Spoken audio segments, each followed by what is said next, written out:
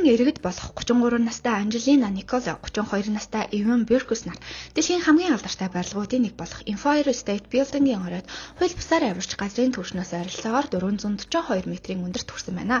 Тэд барилгын хамгийн дээд хэсэгт байрлах дамжуулагч цамхгийн оройд гарч хайрын хүч эрх мэдэл дурлах хүслээс хүчтэй болох өдөр дэлхийн их тайвныг мэдэрнэ гэсэн бичгтээ хар түгийг дэлгэн амируулжээ. Үүний дараа Иван Анжелинад гэрлэх санал тавьсан байна. Дэлхийн хамгийн алдартай тэнгэр баганцсан барилгын оройд болсон энэ үйл явдал ердөө хэдхэн минут үргэлжилсэн ч дэлхийд даяар шууган тарьсан юм. Тэд ойролцоогоор 10 минутын турш 443 метрийн өндөрт байж Нью-Йорк хотыг бүхэлдэн дээрээс нь харсан байна. Авирлалын дараа Анжелина өөрийн Instagram хуудасаараа дамжуулан тухайн өдрийн зураг бичлэгүүд болон Нью-Йорк хотын дээгүүр авсан сүйт бүсгийн бүгжний зураг нэвтэлжээ. Гэвч энэ романтик мөч удаан үргэлжилсэнгүй. Маргааш нь тэднийг Нью-Йоркийн цагдаа нар баривчилж хэд хэдэн эрүүгийн зүйл ангаар яллагдагчаар татан шүүхэд шилжүүлсэн байна. Гэхдээ хүмүүсийн хамгийн их гайхсан зүйл бол баривчилгаа биш байлаа. Харин энэ хоёр хүн хотын хамгийн алдартай, хамгийн өндөр хамгаалалттай барилгын хамгаалалтыг яаж давсан юм бол гэсэн асуулт байв. Учир нь тухайн үед Нью-Йорк хотын хамгаалалт урд өмнөхөөсөө ч чанга байсан юм. Хөл өмгийн дэлхийн аврах шалгаруулах тэмцээний тоглолтууд болж байсан тул цагдаа нар хамгаалалтаа нэмэгдүүлсэн. Үүн дээр нэмээд Papa Taylor Swift болон тэмэрчин Travis Kelce-ийн хурим болох гэж байгаа гэх мэдээллийн улмаас аюулгүй байдлыг бүрч өндөр төвшөнд хүргэсэн байна. Ийм үед хоёр хүн Empire State Building-ийн хамгийн өндөр оройд гарсан нь үнэхээр итгэмээргүй хэрэг байлаа. Баривчлагдсны дараа Иван мөрдөгчдөд маш энгийн шалтгаан хэлжээ. Би зүгээр л сүй тавилдаа бусдаас огтур мартагдашгүй болохыг хүссэн гэж хариулсан. Гэвч үнэндээ заавал ингэж олонний анхаарлыг татаж эрсдэлтэй гэрлэх санал тавих шаардлагагүй байсан бөгөөд хосуудад хууль ёсны боломж байсан юм. Empire State Building-ийн зүгээс $1000 үнэтэй гэрлэх саналын үйлчилгээ санал болгодог. Энэ үйлчилгээг авсан хүмүүс тухайн барилгын 86 дугаар давхрын тусгай хэсэгт романтик орчинд гэрлэх санал тавих боломжтой байдаг. Гэвч энэ хосууд энгийн нэг гэрлэх санал тавихыг хүссэнгүй. Тэд барилгын хамгийн өндөр зэгт хүрэхээр шийджээ.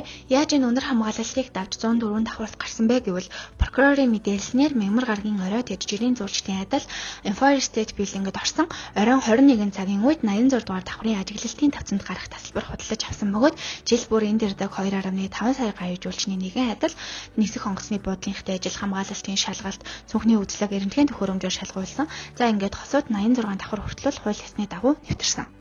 Харин цаашаа 102 давхурт гарахын тулд тусдаа тасалбар шаардлагатай байдаг. Тэд ийм тасалбар авсан эсхийг бол мөрдөн шалгалтаар тогтоож чадаагүй байна. Харин хамгаалалтын камерын бичлэгээс тэд ажиглалтын хэсгийн техникийн өрөөнд нуугдсан нь л илэрчээ. Барилга хаагдсны дараа тэд бүтэн шөнө тэр өрөөнд үлдсэн байна. Өөр цайхын өмнөх нь тэд шалны доорох техникийн нууц гарч 102 давхурт хүрчээ. Дамжуулагч цамхаг руу өксөх шат олон давхар хамгаалалтын төмөр хаалт гант татлага тусгай хамгаалалтын бүсээр хаагдсан байдаг. Мөрдөн шалгах байгууллагын мэдээлснээр Иван багаж ашиглан төмөр хаалтыг тогтоож байсан бэхлэхийг суллаж үүний дараа хамгаалалтын хоёр чожийг тасалж дээд хэсэг рүү гарсан байна. Прокурорын мэдээлснээр тэд дамжуулагч Антинд хүрэхийн тулд хэд хэдэн хамгаалалтын бүсийг тавсан бөгөөд 103 дугаар давхурт зөвхөн тусгай карттай хүмүүс нэвтрэх хэрэгтэй байдаг учраас мөрдөн байцаагчид тэд өмнө нь барилгаад ирж хамгаалалтын зохион байгуулалтыг судалсан байж магадгүй гэж шалгаж байгаа юм байна. За ер нь бол цамхгийн оройд ингэж л гарсан байна.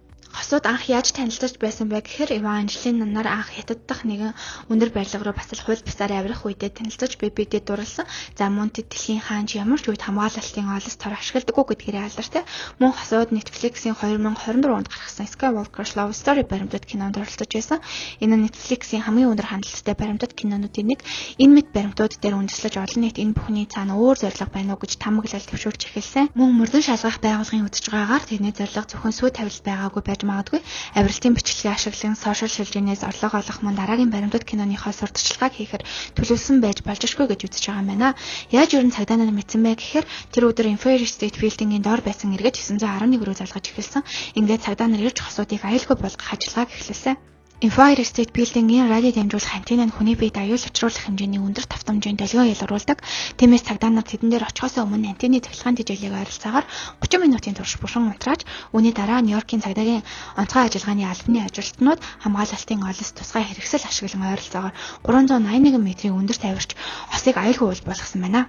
За тэгвэл хосуудад ямар ял тулгсан бэ? Николя болон Иван нарт хууль бусаар нэвтрэх бусдын амь насыг эрсдэлд оруулах эд хөрөнгө санаатаагаар гэмтэх гэсэн зүйл залтуудыг бол тулгаж байгаа юм байна.